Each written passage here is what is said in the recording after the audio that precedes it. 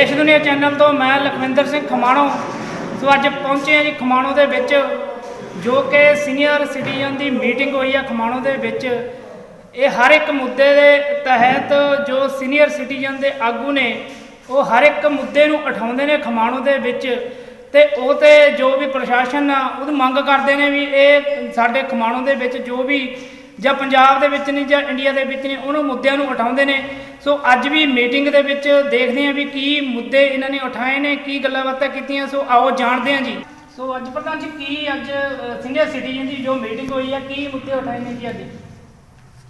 सब तो पहला मैं अपनी जो सीनियर सिटीजन की रिटायर्ड वैलफेयर एसोसीएशन वो बारे कुछ चानना पाना चाहवां। साड़ी ये संस्था पंजाब सरकार वालों एक रजिस्टर्ड संस्था है जिहड़ी कि जनतक मुद्दों ते सरकार नूं समय समय ते जाणू कराउंदी रहिंदी है। दूजे जो साडे सीनियर सिटीजन हैं, चाहे वो पेंशनर हैं चाहे आम हैं, उन्होंने जो प्रॉब्लम्स आउंदियां ने, समस्यावां आउंदियां ने, उन्हां बारे समय समय अनुसार गल करते रहने हैं। तीजे तौर पर साड़ी ये जी संस्था है ये चाहे वो सेंट्रल गौरमेंट तो रिटायर्ड होए हैं, चाहे स्टेट सरकार तो हैं, चाहे किसी होर बैंक या होर किसी कॉरपोरेशन तो सेवानिवृत्त होए हैं, उन्होंने ये संस्था है जिन्हों की मीटिंग हर महीने पहले वार में होंदी है। तो एक मीटिंग असी हर महीने के तीजे वार में भी ऑर्गेनाइज करते हैं। ये समय अनुसार जो समस्यावां का जिक्र करना होंदा असी जिक्र करते हैं, क्योंकि असी जनतक मुद्दे भी उठाते हैं। अज का जिहड़ा मुद्दा मुख्य तौर पर उठाया गया वो पंजाब सरकार के मुलाजमां अते पेंशनां नाल संबंधित है। पंजाब सरकार ने नोटिफिकेशन जारी किया सी कि 6वें तनख्वाह कमीशन की रिपोर्ट जिहड़ी है वो 31/12 तक 31 दिसंबर 2020 तक जारी करके लागू कर दी जाएगी। सारे मुलाजमां नूं, सारे पेंशनरां नूं इस सरकार तो बहुत आस थी कि जी भी रिपोर्ट जारी करनी है भी वो 31/12 तो पहला जारी कर दी जाएगी। परंतु बहुत अफसोस की गल सारे मुलाजमां पेंशनां दे विच ये सोग की लहर जिहड़ी हैगी दौड़ गई है, ये जान के कि सरकार ने 31/12 लंघण तो उपरंत एक नोटिफिकेशन जारी कर दिता गया कि 6वें तनख्वाह कमीशन की जी रिपोर्ट हैगी आ उसकी टर्म जिहड़ी हैगी वो 28/2 तक वधा दी गई है, 28 फरवरी तक वधा दी गई। कारण स्पष्ट है कि ये सरकार जिहड़ी हैगी आ मुलाजमां दीयां पेंशनां दीयां जायज़ मंगां सुनने को तैयार नहीं है, उन्होंने लिंगर ऑन कर दी जा रही है तो जो इन्हों का टर्म जोड़ा है बहुत थोड़ा सवा साल 1 साल कुछ महीने रह गए भी वो नेड़े लिया के इनू कोई अंतिम रूप दे के लंगड़ी फंगड़ी रिपोर्ट जी है जारी करनगे। भरे मन नाल सारियां साडी संस्थावां ने विशेष तौर पर इस गल की सरकार के फैसले की निखेधी की है। ਜਿਹੜੀਆਂ ਸਰਕਾਰਾਂ ਹੁੰਦੀਆਂ ਨੇ ਸੈਂਟਰ ਦੀ ਹੋਵੇ ਭਾਵੇਂ ਸਟੇਟ ਦੀ ਹੋਵੇ, ਇਹ ਸਾਡੇ ਸੰਵਿਧਾਨ ਦੇ ਢਾਂਚੇ ਮੁਤਾਬਕ ਚੱਲਦੀਆਂ ਹੁੰਦੀਆਂ ਨੇ। ਹਾਂਜੀ। ਕਿਉਂਕਿ ਸੰਵਿਧਾਨ ਦੇ ਮੁਤਾਬਕ ਇਹਨਾਂ ਨੂੰ ਚਲਾਉਣ ਦੇ ਲਈ ਸਾਰੇ ਰੂਲ ਧਾਰਾਵਾਂ ਪ੍ਰੈਸਕ੍ਰਾਈਬ ਕੀਤੀਆਂ ਹੁੰਦੀਆਂ ਨੇ। ਹਾਂਜੀ। ਸੋ ਇਹ ਜਿਹੜੇ ਕਾਲੇ ਕਾਨੂੰਨ ਆ ਇਸ ਰੂਲਿੰਗ ਸਰਕਾਰ ਨੇ ਪਾਸ ਕੀਤੇ ਨੇ, ਜਿਹੜੇ ਕਿ ਧੱਕੇ ਨਾਲ ਜੱਟਾਂ ਤੇ ਥੋਪੇ ਜਾ ਰਹੇ ਨੇ। ਹਾਂਜੀ। ਇਹਨਾਂ ਬਾਰੇ ਸਾਡੇ ਸੰਵਿਧਾਨ ਦੇ ਵਿੱਚ ਵੀ ਬਹੁਤ ਸਾਰੀਆਂ ਧਾਰਾਵਾਂ ਨੇ। ਹਾਂਜੀ। ਸਾਡੇ ਸੰਵਿਧਾਨ ਦੇ ਵਿੱਚ ਘੱਟ ਤੋਂ ਘੱਟ 600-700 ਵਿਸ਼ਾ ਇਸ ਟਾਈਪ ਦੇ ਨੇ ਜਿਹੜੀਆਂ ਕਿ ਉਹਨਾਂ ਨੂੰ ਕਾਨੂੰਨ ਬਣਾਉਣ ਦੇ ਲਈ 3 ਲਿਸਟਾਂ 'ਚ ਵੰਡਿਆ ਹੋਇਆ ਹੈ। ਜੀ ਜੀ। ਪਹਿਲੀ ਲਿਸਟ ਹੈ ਸਟੇਟ ਲਿਸਟ ਹੁੰਦੀ ਹੈ, ਦੂਸਰੀ ਸੈਂਟਰਲ ਲਿਸਟ ਹੁੰਦੀ ਹੈ। ਇਹਦੇ ਵਿੱਚ ਸਾਰੀਆਂ ਸਟੇਟ ਲਿਸਟਾਂ ਦੇ ਵਿੱਚ 3-3 4-400 ਜਿਹੜੇ ਵਿਸ਼ੇ ਨੇ ਉਹਦੇ ਸੰਬੰਧ 'ਚ ਕਾਨੂੰਨ ਬਣਾਉਣ ਦੀ ਜਿਹੜੀ ਧਾਰਾ ਹੈ ਉਹ ਲਿਖੀ ਹੁੰਦੀ ਹੈ ਵੀ ਕੌਣ ਬਣਾ ਸਕਦਾ, ਪ੍ਰੋਵੀਜ਼ਨ ਦਿੱਤੀ ਹੁੰਦੀ ਹੈ। ਬਿਲਕੁਲ ਜੀ ਬਿਲਕੁਲ। ਤੇ ਇੱਕ ਕੌਨਕਰੈਂਟ ਲਿਸਟ ਹੁੰਦੀ ਹੈ। ਜਿਹੜੀ ਸੈਂਟਰ ਸਟੇਟ ਲਿਸਟ ਹੁੰਦੀ ਹੈ ਇਹਦੇ ਵਿੱਚ ਉਹ ਵਿਸ਼ੇ ਹੁੰਦੇ ਨੇ ਜਿਨ੍ਹਾਂ ਤੇ ਸਿਰਫ ਸੈਂਟਰ ਸਟੇਟ ਹੀ ਕਾਨੂੰਨ ਬਣਾ ਸਕਦੀ ਹੈ। ਹਾਂਜੀ ਬਿਲਕੁਲ।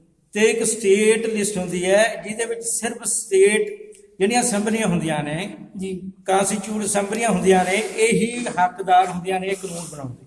ਬਿਲਕੁਲ। ਤੇ ਤੀਜੀ ਇੱਕ ਕੌਨਕਰੈਂਟ ਲਿਸਟ ਹੁੰਦੀ ਹੈ ਜਿਹੜੀ ਕਿ ਉਹਦੇ ਵਿੱਚ ਉਹ ਇਸ਼ੂ ਹੁੰਦੇ ਨੇ ਜਿਨ੍ਹਾਂ ਤੇ ਸਟੇਟਾਂ ਵੀ ਤੇ ਸੈਂਟਰ ਵੀ ਆਪਣੇ ਕਾਨੂੰਨ ਬਣਾ ਸਕਦੇ ਨੇ ਉਹਨਾਂ ਵਿਸ਼ਿਆਂ ਦੇ ਉੱਤੇ। ਜੀ ਜੀ। ਸੋ ਅਸੀਂ ਇਹ ਦੇਖਦੇ ਹਾਂ ਸਾਡੇ ਜੋ ਇਸ ਰੂਲਿੰਗ ਪਾਰਟੀ ਨੇ ਕੀਤਾ, ਭਾਵੇਂ ਕੋਈ ਵੀ ਹੁੰਦੀ ਹੈ, ਅੱਜ ਭਾਜਪਾ ਜਨਤਾ ਪਾਰਟੀ ਰੂਲਿੰਗ ਪਾਰਟੀ ਹੈ, ਜੀ ਇਸ ਨੇ ਜੋ ਕੁਝ ਕੀਤਾ ਮੈਂ ਤਾਂ ਇਹ ਕਹੂੰਗਾ ਜੋ ਇਹਨਾਂ ਸੰਵਿਧਾਨ ਦੇ ਖਿਲਾਫ ਜਾ ਕੇ ਕਾਨੂੰਨ ਪਾਸ ਕੀਤੇ ਨੇ, ਕਿਉਂਕਿ ਜਿਹੜੇ ਇਹ ਕਾਨੂੰਨ ਨੇ ਇਹ ਸਟੇਟ ਲਿਸਟ ਵਿੱਚ ਆਉਂਦਾ ਖੇਤੀ ਸੰਬੰਧੀ ਜੋ ਕਾਨੂੰਨ ਬਣਾਉਣੇ ਨੇ। ਬਿਲਕੁਲ ਜੀ ਬਿਲਕੁਲ। ਇਹਨਾਂ ਨੇ ਸਟੇਟਾਂ ਦੀ ਪਰਵਾਹ ਨਾ ਕਰਦੇ ਹੋਏ ਇਹਨਾਂ ਨੇ ਥੋੜੇ ਜਿਹੇ ਘਰਾਣਿਆਂ ਨੂੰ 5-7 ਅਡਾਨੀ, ਅਬਾਨੀ, ਬਿਲ ਗੇਟਸ, ਟਾਟੇ, ਬਿਰਲੇ ਇਹਨਾਂ ਨੂੰ ਫਾਇਦਾ ਪਹੁੰਚਾਉਣ ਦੇ ਲਈ ਇਹਨਾਂ ਨੇ ਕਾਲੇ ਕਾਨੂੰਨ ਇਹ ਜੱਟਾਂ ਦੇ ਖਿਲਾਫ ਇਹਨਾਂ ਨੇ ਪਾਸ ਕਰਵਾਏ। ਪਾਸ ਵੀ ਕਿਵੇਂ ਕਰਵਾਏ?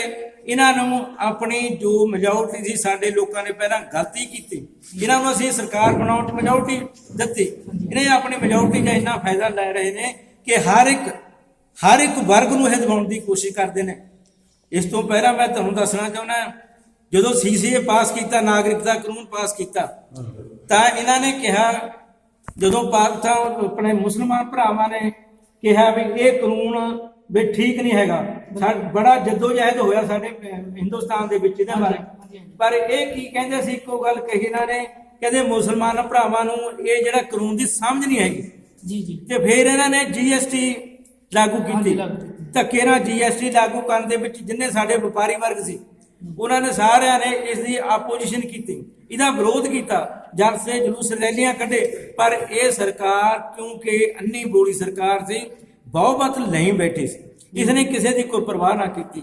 ਉਸ ਤੋਂ ਬਾਅਦ ਇਸੇ ਸਰਕਾਰ ਨੇ ਨੋਟਬੰਦੀ ਕੀਤੀ। ਹਾਂਜੀ। ਨੋਟਬੰਦੀ ਦੇ ਵਿੱਚ ਕੀ ਕੀ ਹੁੰਦਾ, ਸਾਡੀ ਸਾਰੀ ਜਨਤਾ ਨੂੰ ਦੇਖਦਿਆਂ ਕਿਸੇ ਨੇ ਆਪਣੀਆਂ ਦਿਹਾੜੀਆਂ ਛੱਡ ਕੇ 100 ਰੁਪਏ ਬੈਂਕ ਦੀਆਂ ਲਾਈਨਾਂ ਵਿੱਚ ਖੜੇ ਨੂੰ 2 ਦਿਨ ਲੱਗ ਗਏ ਸੀ। ਜੀ ਜੀ। ਉਹਨਾਂ ਨੂੰ ਆਪਣੇ ਪੈਸੇ ਕਢਾਉਣ ਦੇ ਲਈ, ਕੈਸ਼ 100 ਰੁਪਇਆ ਕਢਾਉਣ ਦੇ ਲਈ 2 ਦਿਨ ਲਾਈਨਾਂ 'ਚ ਖੜਨਾ ਪਿਆ ਸੀ। ਇਸੇ ਦੌਰਾਨ ਬਹੁਤ ਸਾਰੇ ਮਜ਼ਦੂਰਾਂ, ਕਿਸਾਨਾਂ ਦੀ ਉੱਥੇ ਲਾਈਨਾਂ 'ਚ ਖੜਿਆਂ ਦੀ ਵੀ ਮੌਤ ਹੋ ਚੁੱਕੀ ਸੀ। ਹਾਂਜੀ। ਇਸ ਤੋਂ ਇਲਾਵਾ ਫਿਰ ਇਹਨਾਂ ਨੇ ਜੰਮੂ ਕਸ਼ਮੀਰ ਦੇ ਵਿੱਚ 300 ਧਾਰਾ ਲਾਗੂ ਕੀਤੀ, ਤਾਂ ਉੱਥੇ ਕੀ ਕੀਤਾ ਇਹਨਾਂ ਨੇ ਕਿਹਾ, ਕਹਿੰਦੇ ਜਿਹੜੇ ਜੰਮੂ ਕਸ਼ਮੀਰ ਦੇ ਲੋਕ ਹੈ ਇਹਨਾਂ ਨੂੰ ਸਮਝ ਨਹੀਂ ਹੈਗੀ, ਵੀ ਇਹਨਾਂ ਨੂੰ ਇਸ ਧਾਰਾ ਦੀ ਸਮਝ ਨਹੀਂ ਹੈਗੀ। ਉਸ ਤੋਂ ਬਾਅਦ ਇਹਨਾਂ ਨੇ 3 ਕਾਨੂੰਨ ਲਾਗੂ ਕੀਤੇ ਪੰਜਾਬ ਦੇ ਵਿੱਚ, ਤੇ ਪੰਜਾਬ ਵਾਲਿਆਂ ਨੂੰ ਕਹਿੰਦੇ ਇਹਨਾਂ ਨੂੰ ਪੰਜਾਬੀਆਂ ਨੂੰ ਕਾਨੂੰਨਾਂ ਦੀ ਸਮਝ ਨਹੀਂ ਹੈਗੀ। ਪਰ ਮੈਂ ਤਾਂ ਇਹ ਕਹਿਣਾ ਚਾਹੁੰਦਾ ਵੀ ਪਤਾ ਨਹੀਂ ਇਹ ਜਿਹੜੇ ਭਾਜਪਾ ਵਾਲੇ ਨੇ ਇਹ ਕਿਹੜੇ ਉਪਗ੍ਰਹਿ ਤੋਂ ਜਨਮ ਲਿਆ ਇਹਨਾਂ ਨੇ। ਇਹ ਜਿਹੜੀ ਤੁਹਾਡੀ ਗੱਲ ਕਰਦੇ ਵੀ ਇੱਥੇ ਹੁਣ ਵੀ ਜੋ ਹੈਗੀ ਹੈ ਗੱਲਬਾਤ, ਜਿਹੜੀ ਉੱਥੇ ਕਮਲ ਦਾ ਫੁੱਲ ਫੇਰ ਖਿਲ ਗਿਆ ਜੀ। ਨਹੀਂ ਦੇਖੋ, ਇਹ ਗੱਲ ਸਾਰਾ ਮੀਡੀਆ ਵੀ ਕਹਿ ਰਿਹਾ ਹੈ, ਜੀ। ਜਿੰਨੀ ਦੇਰ ਸਾਡੇ EVM ਦਾ ਸਿਸਟਮ ਜਾਰੀ ਰਹੂਗਾ, ਹਾਂਜੀ, ਉਨੀ ਦੇਰ ਇਹ ਫੁੱਲ ਖਿਲਦਾ ਰਹੂਗਾ। ਜਦ ਯੂਰਪ ਦੇ ਵਿੱਚ ਕਿਉਂ ਸਿਸਟਮ ਚੇਂਜ ਹੋਇਆ, ਹਾਂਜੀ ਹਾਂਜੀ, ਉਹਦਾ ਨੇ ਸਿਸਟਮ ਦੂਜਾ ਕੀਤਾ, ਬੈਲਟ ਪੇਪਰ ਸ਼ੁਰੂ ਕੀਤੇ ਨੇ। ਜੀ। ਅਗਰ ਸਾਡੇ ਵੀ ਇੱਥੇ ਬੈਲਟ ਪੇਪਰ ਸ਼ੁਰੂ ਹੁੰਦੇ ਨੇ ਤਾਂ 100% ਇੱਥੇ ਚੇਂਜ ਜ਼ਰੂਰ ਆਊਗੀ। ਠੀਕ ਹੈ ਜੀ, ਓਕੇ। ਤੇ ਮੈਂ ਧੰਨਵਾਦ ਕਰਦਾ ਤੁਹਾਡੇ ਸਾਰੇ ਚੈਨਲ ਦਾ, ਜਿਹਨੇ ਸਾਡੀਆਂ ਇਸ ਐਸੋਸੀਏਸ਼ਨ ਦੀਆਂ ਪ੍ਰਗਤੀਆਂ ਨੂੰ ਤੁਸੀਂ ਬਾਹਰ ਜਾ ਕੇ ਇਹਨੂੰ ਲੈਬੋਰੇਟ ਕਰੋ। ਨਾਮ ਕੀ ਹੈ ਜੀ? ਇਹ ਸਰਕਾਰ ਹੈ ਨਾ, ਇਹਦਾ ਜਦ ਤੋਂ ਵੀ ਇਹ ਆਪਣੇ ਇਸ ਪਾਵਰ 'ਚ ਆਈ ਹੈ, ਹਾਂਜੀ ਇਹਨੇ ਜੋ ਆਮ ਸ਼ਹਿਰੀ ਹਨ ਜਾਂ ਜੋ ਵੋਟਰ ਹਨ ਜੀ। ਉਹਨਾਂ ਨੂੰ ਮੂਰਖ ਸਮਝਿਆ ਹੈ। ਜਿਹੜੀ ਗੱਲ ਹੁੰਦੀ ਹੈ ਕਿ ਇਹਨਾਂ ਨੂੰ ਸਮਝ ਨਹੀਂ ਆ ਰਹੀ, ਹਾਂਜੀ, ਜੋ ਵੀ ਕਾਨੂੰਨ ਬਣਾਉਂਦੇ ਹਨ ਉਹਦੇ ਬਾਅਦ ਕਹਿ ਦੇਣਗੇ ਇਹ ਜਿਹੜੀ ਜਿਹਦੇ ਬਾਰੇ ਬਣਾਇਆ ਗਿਆ ਹੈ ਇਹਨੂੰ ਸਮਝ ਨਹੀਂ ਆ ਰਹੀ। ਹੁਣ 3 ਕਾਲੇ ਕਾਨੂੰਨ ਜਿਹੜੇ ਬਣਾਏ ਗਏ ਨੇ, ਹਾਂਜੀ ਇਹ ਹੁਣ ਕਿਸਾਨ ਨੂੰ ਇਹੀ ਗੱਲ ਕਹਿੰਦੇ ਕਿ ਤੁਹਾਡੇ ਸਮਝ ਨਹੀਂ ਆ ਰਹੀ, ਤੁਹਾਨੂੰ ਬਾਅਦ 'ਚ ਪਤਾ ਲੱਗੇਗਾ। ਹਾਂਜੀ ਹਾਂਜੀ, ਬਾਅਦ 'ਚ ਕਦੋਂ ਪਤਾ ਲੱਗੇਗਾ? ਜਦੋਂ ਸਾਰਾ ਕੁਝ ਬਰਬਾਦ ਹੋ ਜਾਏਗਾ। ਹਾਂਜੀ ਹਾਂਜੀ ਜਿਹੜੀ ਜ਼ਮੀਨ ਹੈ ਜੀ, ਇਹ ਜ਼ਿਮੀਂਦਾਰ ਦੀ ਮਾਂ ਹੈ, ਹਾਂਜੀ ਹਾਂਜੀ, ਤੇ ਜੇ ਇਹੀ ਨਹੀਂ ਰਹੇਗੀ ਤੇ ਆਉਣ ਵਾਲਾ ਭਵਿੱਖ ਹੈ ਬੱਚਿਆਂ ਦਾ, ਉਹ ਕਿਸ ਤਰ੍ਹਾਂ ਸੁਰੱਖਿਅਤ ਹੋ ਸਕਦਾ ਹੈ? ਬਿਲਕੁਲ। ਸੋ ਇਹ ਜਿਹੜੀ ਸਰਕਾਰ ਹੈ, ਇਹਨੂੰ ਇਹ ਕਾਨੂੰਨ ਜਿਹੜੇ ਨੇ ਵਾਪਸ ਲੈਣੇ ਚਾਹੀਦੇ ਹਨ, ਤਾਂ ਕਿ ਸਾਡੇ ਭਾਰਤ ਦੇ ਵਿੱਚ ਅਮਨ ਅਮਾਨ ਤੇ ਸਾਰਾ ਭਾਈਚਾਰਾ ਕਾਇਮ ਰਹਿ ਸਕੇ। ਜਿੰਨੀ ਛੇਤੀ ਇਸ ਕਾਨੂੰਨ ਨੂੰ ਵਾਪਸ ਲੈ ਲੈਣਗੇ, ਉਹਨਾਂ ਛੇਤੀ ਅਮਨ ਅਮਾਨ ਹੋ ਜਾਏ। ਕਿੰਨੇ ਕਿਸਾਨਾਂ ਦੀ, ਮਜ਼ਦੂਰਾਂ ਦੀ ਉੱਥੇ ਡੈਥ ਹੋ ਚੁੱਕੀ ਹੈ, ਪਰ ਇਹਨਾਂ ਦੇ ਸਮਝ ਵਿੱਚ ਨਹੀਂ ਆ ਰਹੀ। ਅਡਵਾਨੀ ਦੇ ਪੋਤਰੇ ਦੇ ਜਨਮ ਦਿਨ ਤੇ ਵਧਾਈ ਦੇਣ ਤਾਂ ਚਲੇ ਗਏ, ਹਾਂਜੀ ਪਰ ਕੋਲ ਬੈਠੀ ਜਨਤਾ ਜਿਹੜੀ ਸੜ ਰਹੀ ਹੈ ਇੰਨੀ ਸਰਦੀ ਦੇ ਵਿੱਚ, ਉਹਨਾਂ ਦਾ ਹਾਲ ਚਾਲ ਪੁੱਛਣ ਵਾਸਤੇ ਨਹੀਂ ਗਏ। ਜਿਹੜਾ ਰਾਜਾ ਹੁੰਦਾ ਹੈ ਉਹ ਬਾਪ ਹੁੰਦਾ ਹੈ, ਹਾਂਜੀ। ਤੇ ਜੇ ਬਾਪ ਹੀ ਆਪਣੇ ਬੱਚਿਆਂ ਦੀ, ਆਪਣੀ ਪ੍ਰਜਾ ਦੀ ਗੱਲ ਨਹੀਂ ਸੁਣੇਗਾ ਤੇ ਫਿਰ ਇਹ ਗੱਲ ਕਿੱਥੇ ਜਾਂਦੀ ਹੈ। ਸੋ ਮੈਂ ਤਾਂ ਇਹੋ ਹੀ ਪ੍ਰਮਾਤਮਾ ਅੱਗੇ ਦੁਆ ਕਰਦਾ ਕਿ ਇਹਨੂੰ ਸਤਿਬੁੱਧੀ ਬਖਸ਼ੇ ਅਤੇ ਛੇਤੀ ਤੋਂ ਛੇਤੀ ਇਹਨਾਂ ਕਾਨੂੰਨਾਂ ਨੂੰ ਵਾਪਸ ਲਵੇ, ਤਾਂ ਕਿ ਜਿਹੜੇ ਕਿਸਾਨ ਹਨ, ਜਿਹੜੇ ਉੱਥੇ ਸਰਦੀ ਦੇ ਵਿੱਚ ਸੜ ਰਹੇ ਹਨ, ਉਹ ਆਪਣੇ ਘਰਾਂ ਨੂੰ ਜਾਣ। ਓਕੇ ਜੀ, ਥੈਂਕ ਯੂ, ਥੈਂਕ ਯੂ। ਦੇਸ਼ ਦੁਨੀਆ ਚੈਨਲ ਤੋਂ ਮੈਂ ਲਖਵਿੰਦਰ ਸਿੰਘ ਖਮਾਣੋ, ਕੈਮਰਾਮੈਨ ਅਰਸ਼ਦੀਪ ਸਿੰਘ ਖਮਾਣੋ ਦੀ ਰਿਪੋਰਟ।